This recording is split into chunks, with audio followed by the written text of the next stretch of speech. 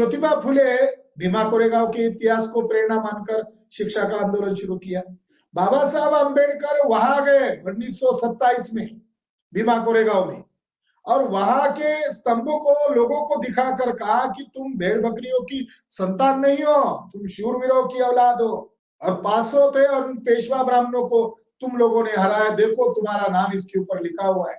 तो आप जो बता रहे हैं कि ये जो ब्राह्मण प्रोपेगेंडा करते हैं, मिस प्रोपेगेंडा करते हैं इसके बैटल को लेकर, ये सरासर गलत है। वास्तविक लड़ाई जो थी वो पेशवा ब्राह्मण बनाम बहुजन की लड़ाई थी, ये वास्तविक इतिहास है। आगे मेरा एक प्रश्न है। देखा जा रहा है कि पिछले भी कुछ 4-5 सालों में ऐसा देखा गया, कई सारी घटनाएं घट रही हैं या बहुत सारी लेखनियां भी आ रही हैं, तो कुछ इस तरह से पेश किया जा रहा है इस महासंग्राम को, ये जो आत्मसम्मान का जो ये लड़ाई थी, ये जो बहुजन बनाम जो हमारी लड़ाई थी पेशवा की, इसको कुछ इस तरह से दिखाया जा रहा है कि ब्रिटिश बनाम राष्ट्रवाद है ये।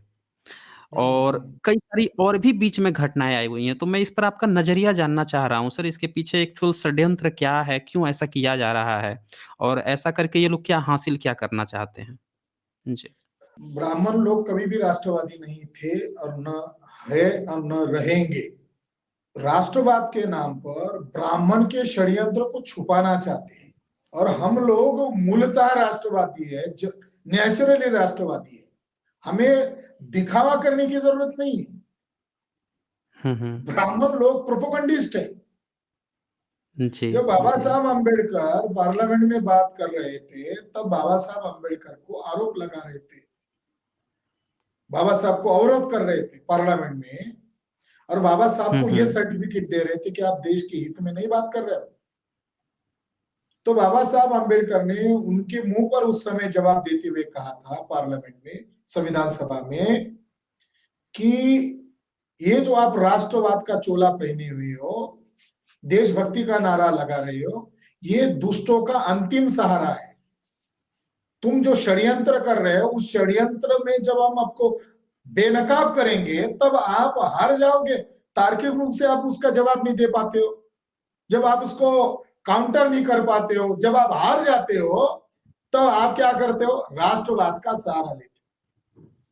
देखो टीवी पर संबित पात्रा जब आता है, डिबेट करता है, जब उसको कोई हराता है तो बीच में चिल्लाता है, जब उसको जवाब देने ने भारत माता की जय, भारत माता, अरे जवाब देना। तो बाबा साहब अंबेडकर का इसके ऊपर नजरिया है कि बाबा साहब अंबेडकर ने किताब लिखी है, what the British have done to the untouchables. Writing speeches के वॉल्यूम 17 में अवेलेबल है। बाबा साहब अंबेडकर ने ब्रिटिश लोगों ने हमारे लोगों के साथ न्याय किया या अन्याय किया, तो एक मेमोरेंडम के तौर पर किताब लिखी थी। उसमें यह सवाल खड़ा किया था कि ब्राह्मण लोग हम लोग हमारे लोगों पर या उन 500 लोगों पर आरोप लगाते हैं कि आप लोगों ने ब्रिटिश लोगों की तरफ से लड़कर राष्ट्रद्रोह किया। तो बाबा साहब अंबेडकर ने जो जवाब दिया वही हमारा जवाब है। बाबा साहब अंबेडकर ने कहा था कि एक तरफ ब्रिटिश है और एक तरफ ब्राह्मण है, तो वर्ण व्यवस्था, जाति व्यवस्था ब्राह्मणों ने बनाई, छुआछूत ब्राह्मणों ने बनाया।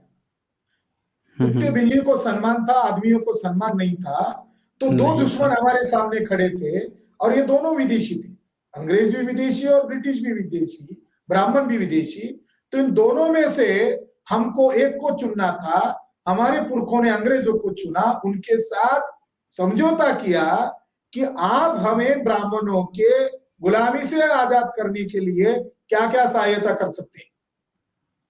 तो उस आधार पर हमारे लोगों ने जो विद्रोह किया, आप उसको देशभक्ति के नाम पर तोल रहे हो, मगर आप ब्राह्मणों ने मानव द्रोह किया। आप ब्राह्मणों ने मानवता का द्रोह किया। तो जो लोग मानवता के द्रोही लोग हैं, जो इंसानियत के विरोधी लोग हैं, जो समानता की, न्याय के विरोधी लोग हैं, उनको यह बात शोभा नहीं देती कि वो किसके पक्ष में खड़े थे।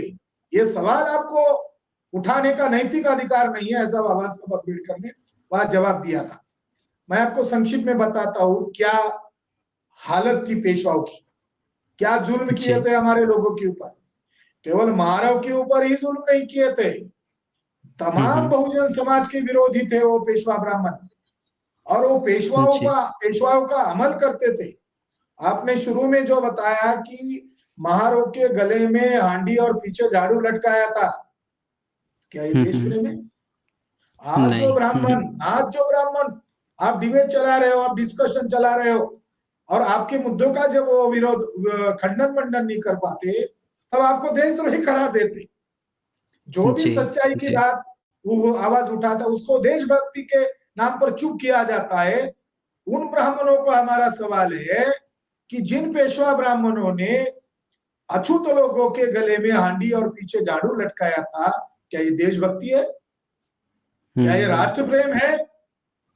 जब ये बाबा साहब अम्बेडकर ने एनिहिलेशन ऑफ कास्ट में लिखा था, इतनी भयंकर परिस्थिति थी, पेशवा ब्राह्मणों ने किया था, तो तिलक का एक शिष्य था नचिम केलकर, यंसी केलकर, उसने केसरी नामक तिलक के अखबार में बाबा साहब को खुला चुनौती वाला खत लिखा कि मान लो पेशवा ब्राह्मणों ने अछूतों के गले में हांडी पीछे झाड़ू लटकाया था, तो अम्बेडकर, बैरिस्टर अम्बेडकर साहब, उसका कोई लेटर आपके पास है? उसका कोई फरमान आपके पास है? कोई सनद आपके पास है? कुछ भी आरोप ब्राह्मणों पर कर रहे हो? तो बाबा साहब अम्बेडकर वकील थे, तो बाबा साहब ने उसको जवाब भेजा और अपने अखबार में रिकॉर्ड में छापा। वो छापे ना छापे, मगर हमारा इतिहास आने वाली पीढ़ी को मालूम होना चाहिए।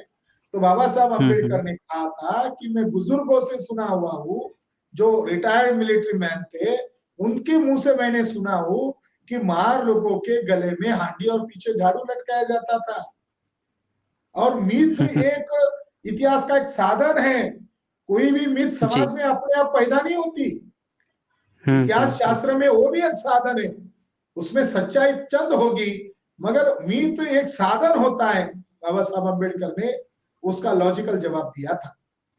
साथियों, मैं आपको ये बताना चाहता हूँ, वो उसका अछूतों के गले में हांडी और पीछे झाड़ी क्यों लटकाया था, ये सवाल है, ये जानना समझना जरूरी है। पहले प्रथम बाजीराव पेशवा, बाजीराव दो है, एक प्रथम बाजीराव पेशवा, दूसरा बाजीराव पेशवा।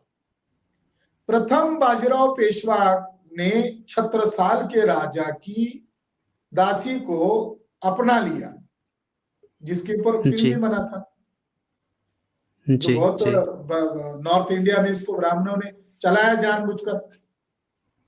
उस फिल्म में वो जो दासी है, वो उसकी प्रेयसी दिखाई है, मस्तानी।